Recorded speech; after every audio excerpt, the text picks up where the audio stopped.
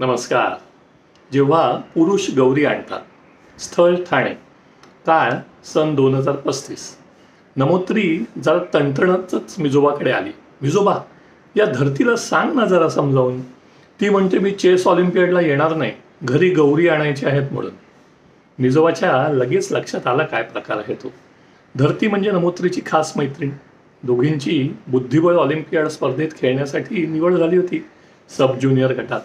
आता नेमका स्पर्धा सुरू होण्याचा दिवस आणि गौरी आगमनाचा दिवस एकच होता. त्यामुळे नमोत्री तर घरच्या 1.5 दिवसांच्या गणपतीचं विसर्जन झालं की लगेच त्या संध्याकाळी निघायचं म्हणत होती. आणि आता धरती म्हणे मी नाही येऊ शकत, गौरी आणायच्या आहेत वगैरे. धरती दाराबाहेरच उभी होती. नमोत्री तिला हात धरून घेऊन आली मिजोबासमोर. मिजोबाने आपल्या आता पूर्ण पांढऱ्या झालेल्या दाढीवरून हात फिरवीत बोलायला सुरुवात केली.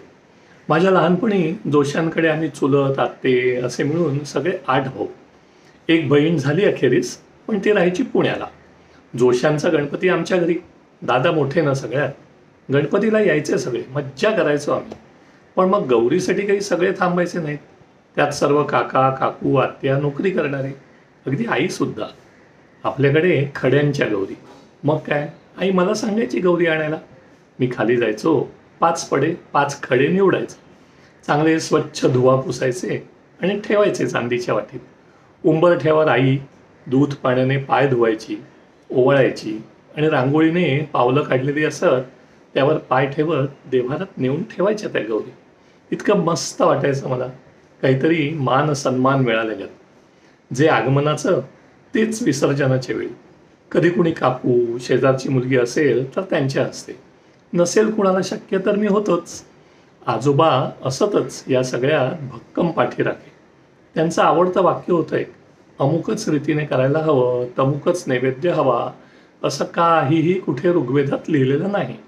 आपल्याला जे शक्य आहे, ज्याने आनंद मिळतो ते करावं. धरती, तुझे आई वडील आजी आजोबा ज्या कोणाशी बोलायचं असेल त्यांच्याशी मी बोलतो. बुद्धिबळ ऑलिम्पियाड ही छान संधी आहे, ती चुकवू नकोस. आणि फक्त या संधीपुरतं सीमित नाही ते. अगं स्त्रिया तुझ्या पणजीच्या काळापासून नोकरी तर करतातच, कामानिमित्त टूरवर असतात, शिफ्टमध्ये कामं करतात.